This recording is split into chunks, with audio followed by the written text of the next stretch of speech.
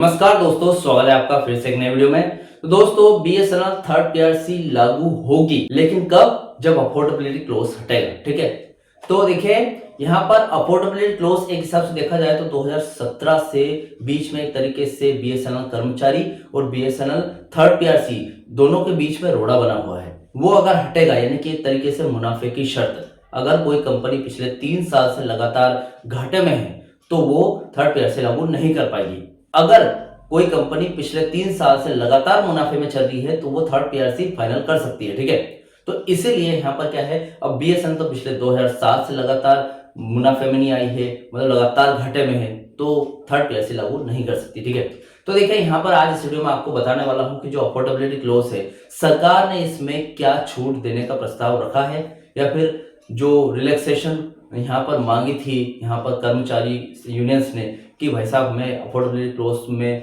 क्या है, जो अफोर्डेबिलिटी क्लोज है, ठीक है, इस केस में हमें क्या है, जो बीएसएनएल को एक विशेष स्पेशल तरीके से लेना पड़ेगा कि ये स्पेशल केस है, तो यहाँ पर अफोर्डेबिलिटी क्लोज को छूट दे दे। ठीक है, क्योंकि सरकारियों का जो वेतन समझौता है, यानी कि वेज रिवीजन है और पेंशन रिवीजन है पेंशनर्स का, ये पिछले 2007 से अटका हुआ है, इसी के पीछे तो इसमें रिलैक्सेशन देने की मांग की थी। तो क्या यहाँ पर रिलैक्सेशन मिलेगी या फिर नहीं? तो देखिए दोस्तों, इनकेस अगर अफोर्डेबिलिटी क्लोज नहीं हटता है तो इससे चलो ठीक है, रिलैक्सेशन दे दे सरकार, रिलैक्सेशन अगर दे देती है सरकार और थर्ड पीआरसी लागू हो जाता है, तो क्या थर्ड पीआरसी लागू होने से बीएसएनएल डूब जाएगा? क्योंकि देखिए थर्ड पीआरसी लागू होने से 10,000 करोड़ का खर्चा बढ़ेगा।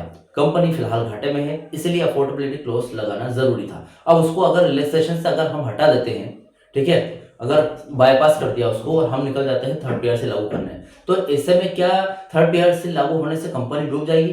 क्योंकि कंपनी तो लॉस में है, इतना बड़ा 10,000 करोड़ का पीआरसी का खर्चा नहीं उठा पाएगी। तो आज इस वीडियो में यही बातें समझेंगे, इसी बात की जानकारी दूंगा आपको कि क्या थर्ड पीआरसी लागू होने से कंपनी डूब जाएगी या फिर अफोर्डेबिलिटी क्लोज में रिलैक्सेशन दिया जाएगा या फिर नहीं। ठीक है, तो सबसे पहले तो आप चैनल पर नए हो तो सब्सक्राइब करें। मेरा नाम है सूर्य विश्वकर्मा। जानकारी यूजफुल लगे तो एक लाइक करके जरूर जाना। चलिए दोस्तों, बढ़ाते हैं वीडियो को आगे।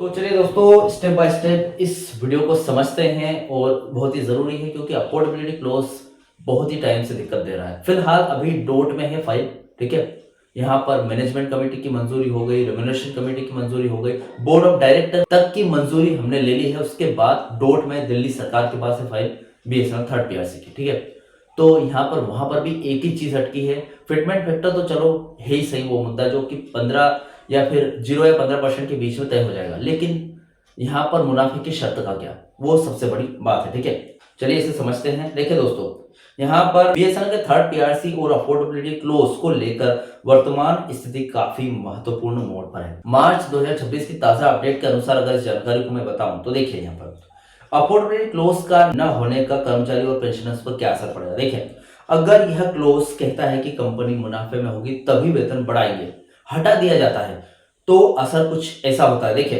कर्मचारी 1 जनवरी 2017 से ही बेसिक पे 15% फिटमेंट का लाभ मिल जाता है। ठीक है, इससे न केवल सैलरी बढ़ती है बल्कि एचआर और अन्य भत्ते भी आज के मुकाबले काफी ज्यादा होते हैं। जैसे कि आज आपको सेकंड पीआरसी के तहत अलाउंसेस वगैरह मिल रहे हैं। ठीक है, एचआर जो हाउस रेंट अलाउंस मिलता है, वो भी अलाउंसेस मिलता है, वो भी आपको सेकंड पीआरसी के बेसिक पे पर मिल रहा है। अगर अभी क्या है कि थर्ड पीआरसी 2017 से इफेक्टिव डेट के साथ लागू हो जाती, अफोर्डेबिलिटी क्लोज नहीं रहता और लागू हो जाती, तो आपके ये जो भत्ते वगैरह आज मिल रहे हैं ये कई गुना ज्यादा रहते। ठीक है, पेंशनर्स की बात करूं तो सबसे बड़ा फायदा पेंशनर्स को होता है। उनकी पेंशन का सीधा संबंध वेतन संशोधन से नहीं है। क्लोज हटने पर उनकी पेंशन 7वें वेतन आयोग यानी कि जो केंद्रीय कर्मचारियों का हुआ है, सरकारी कर्मचारियों का के समक्ष रिवाइज हो जाती, उनके ही समान रिवाइज होती, जिससे उन्हें पिछले 9 साल का भारी एरियर और बढ़ी हुई मासिक पेंशन मिलती। ठीक है, तो देखिए यहाँ पर ये एक तरीके से सवाल है, बहुत ही जरूरी है। मतलब उनको क्या है कि अगर ये जो अफोर्डेबिलिटी क्लोज हटने पर उनको बहुत ज्यादा फायदा होगा, उनकी जो पेंशन डिवाइस है वो कंसोलिडेटेड फंड ऑफ इंडिया यानी कि डोट खुद करेगा। ठीक है, और जो कि केंद्रीय कर्मचारियों का होता है 7 सीपीसी के अनुसार हो जाएगा, और उनको पेंशन डिवाइस होने से उनको एरियर का भारी लाभ भी मिलेगा। और इन फ्यूचर जब 8 पे कमीशन लागू होगा, जिसकी इफेक्टिव डेट है 1/1/2026, जब कभी भी इन फ्यूचर लागू होगा तब उसका लाभ भी बीएसएनएल एब्जॉर्ब पेंशनर्स को मिलेगा। ठीक है, सरकार की कुछ कोशिशें हैं और कोर्ट का रुख देख लेते हैं, क्या कहती है कोर्ट इस पर। सरकार का रुख देखिए, ताजा अपडेट ये है, फरवरी 2026 के अनुसार बीएसएनएल बोर्ड ने वेतन संशोधन के प्रस्ताव को मंजूरी देकर सरकार को भेज दिया है। अब जो गेंद है एक हिसाब से फाइल को देखिए, अब जो फाइल है केंद्रीय कैबिनेट के पाले में है। ठीक है, यानी कि डॉट और केंद्रीय कैबिनेट के आसपास घूम रही है। सरकार इसे स्पेशल केस मानकर छूट यानी कि रिलैक्सेशन देने पर विचार कर रही है, क्योंकि बीएसएनएल मेक इन इंडिया के तहत स्वदेशी 4G 5G लगा रहा है। ठीक है, देखिए बीएसएनएल एक तरीके से देखा जाए तो सिर्फ एक कंपनी नहीं है कि भाई साहब, देखा जाए तो बीएसएनएल सरकार के रिवाइवल पैकेज पर जिंदा है। ठीक है, वैसे तो बीएसएनएल ने आज तक इतना मुनाफा नहीं कमाया है कि वो खुद के दम पर जिंदा रह सके, मार्केट में रह सके, तो रिवाइवल पैकेज पर जी रही। ठीक है, लेकिन हम अगर ये माने कि बीएसएनएल सिर्फ एक कंपनी है, रिलैक्सेशन जो ये है रिवाइवल पैकेज सरकार अगर हटा लेती है तो कंपनी डूब जाएगी, है ना। हम ऐसा मान के चलते सिर्फ एक कंपनी, चलो डूब जाने दो यार, फिर से कोई कंपनी खड़ी करेंगे। ठीक है, क्योंकि खर्चा बहुत बढ़ रहा है कंपनी पर। ठीक है, और फिर से ये थर्ड पीआरसी का खर्चा आ रहा है, वो भी बहुत ज्यादा है। लेकिन हम बीएसएनएल को सिर्फ एक कंपनी नहीं मान सकते, क्योंकि बीएसएनएल क्या है, एक तरीके से मार्केट में रहना बहुत जरूरी। बीएसएनएल 4G और जो 5G सेवा आपके लिए ला रहा है वो अदर कंपनियों की तरह यहाँ पर विदेशी तकनीक पर निर्भर नहीं है। ठीक है, बीएसएनएल है स्वदेशी देसी 4G और देसी 5G ला रहा है। ठीक है, तो इस हिसाब से देखा जाए तो इस केस में बीएसएनएल को अफोर्डेबिलिटी क्लॉज की जो रिलैक्सेशन छूट है वो मिलनी चाहिए, क्योंकि बीएसएनएल का मार्केट में रहना बहुत जरूरी है। क्योंकि ये जो प्राइवेट कंपनीज है ये अपने दाम बढ़ाकर खुद की मनमानी कर सकती है। ठीक है, ऐसे में क्या है, जो सब्सक्राइबर है या फिर यूजर है वो बहुत परेशान हो जाएंगे। इसलिए यहाँ पर अगर बीएसएनएल रहेगा तो कम से कम उनके पास एक ऑप्शन रहेगा कि बीएसएनएल में वो पोर्ट करवा ले। ठीक है, और बीएसएनएल सिम को यूज करके सस्ते तरीके से बीएसएनएल का यूजर बन जाए। ठीक है, तो बीएसएनएल का रहना बहुत जरूरी है मार्केट में। अभी कोर्ट के रुख की बात करूं तो केरल हाईकोर्ट और अन्य अदालतों ने हालिया फैसलों में फरवरी 2026 में पेंशनर्स के पक्ष में सकारात्मक कमेंट्स किए, यानी कि पॉजिटिव कमेंट किए, मतलब पेंशनर्स के पक्ष में बोले हैं। ठीक है, केरल हाईकोर्ट और जो भी अदर कोर्ट्स वगैरह है वो। कोर्ट का मानना यह है कि पेंशन एक संवैधानिक अधिकार है और इसे कंपनी के घाटे से नहीं जोड़ा जा सकता है। दिल्ली हाई कोर्ट में भी मुख्य मामला अंतिम चरण में, जहां सरकार से इसके पीछे का ठोस तर्क मांगा गया है। तो भाई साहब देखिए, कोर्ट भी यहाँ पर पेंशनर्स के पक्ष में फैसला सुना रही है। अभी 30 मार्च 2026 को कोर्ट का लास्ट फैसला आने वाला है, जो कि अगर पेंशनर्स के पक्ष में आया तो पेंशनर्स को 15% फिटमेंट के साथ सरकार खुद पेंशन रिवाइज कर देगी। भले ही वर्किंग कर्मचारियों का पे रिविजन नहीं हुआ हो, लेकिन फिर भी पेंशन रिवाइज हो जाएगा। पेंशनर्स के लिए एक तरीके से खुशखबरी है। ठीक है, क्योंकि कोर्ट भी पेंशनर्स का साथ दे रही है। अभी तीसरा पॉइंट है रिलैक्सेशन से कंपनी पर बोझ और डूबने के खतरे के बारे में अगर बात करूं तो ये बहुत ही बड़ा देखा जाए तो अगर रिलैक्सेशन हो जाए तो भाई साहब जो चीज कंपनी को संभाल के रखी है अभी तक, वो देखिए किसी नदी में पानी बह रहा है। ठीक है, कभी ज्यादा बह रहा है पानी, तो इसको रोकने के लिए क्या करते हैं, बांध बना देते हैं। बांध बनाने से क्या है, धीरे धीरे पानी का बहाव होता है। ठीक है, इससे जो नदी के आसपास के क्षेत्र है जहां पर गांव बस्ती वगैरह या फिर घर वगैरह बने तो इनको कभी दिक्कत नहीं होती है। ठीक है, अगर इनके मानो की वो जो बांध है वो अचानक से टूट जाए, किसी वजह से वो टूट गया और पानी बह गया, ठीक है, तो क्या होगा, नुकसान होगा। कोई फायदा तो नहीं होगा, किसी को नुकसान होगा। नुकसान ऐसा होगा कि आसपास के जो घर वगैरह है या फिर किसी का खेत है, कुछ भी होगा, सब कुछ बहा के लेके जाएगा और नुकसान होगा, बर्बाद हो जाएगा सब कुछ। ठीक है, तो ऐसे ही ये जो बीएसएनएल है, कर्मचारी बोल रहे हैं कि थर्ड पीआरसी लागू करो, तो थर्ड पीआरसी एक तरीके से पानी है, उसको रोक के रखा है अफोर्डेबिलिटी क्लॉज ने। अफोर्डेबिलिटी क्लॉज देखा जाए तो रोड़ा नहीं है, ये कोई दिक्कत नहीं दे रहा, ये कंपनी को बचा रहा है डूबने से। ठीक है, इसको हटा दिया तो कंपनी बह जाएगी।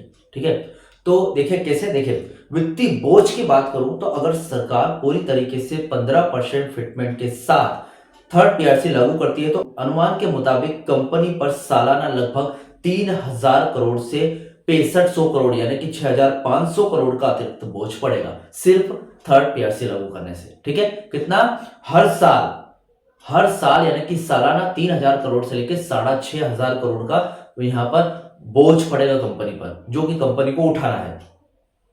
अभी ये पूरा नहीं भाई साहब, एरियर की भी बात करनी, क्योंकि एरियर की मांग सबसे मेन डिमांड है यहाँ पर देखा जाए तो कर्मचारियों और पेंशनर्स की, कि भाई साहब हमको 9 साल का 2017 से लेकर 2026 तक का एरियर मिलना चाहिए। ठीक है, तो यहाँ पर एरियर की बात करूं, एरियर 2017 से आज तक का अगर इसका भुगतान करती है कंपनी, तो कंपनी को 15,000 करोड़ से लेके 20,000 करोड़ की एक मुश्त राशि जरूर देनी पड़ेगी। ठीक है, यानी कि 15 से 20,000 करोड़ एक मुश्त देना बहुत बड़ी बात है देखा जाए तो ऐसे में वो जो अफोर्डेबिलिटी क्लॉज अगर बांध तोड़ देते हैं तो ऐसा कंपनी बह जाएगी। ठीक है, अभी देखिए दोस्तों, कोई घबराने वाली बात नहीं है। अगर आप एक कर्मचारी हो, अगर एक पेंशनर्स हो, तो सबसे बड़ा सवाल ऐसे में यह आता है कि क्या कंपनी डूब जाएगी सच में?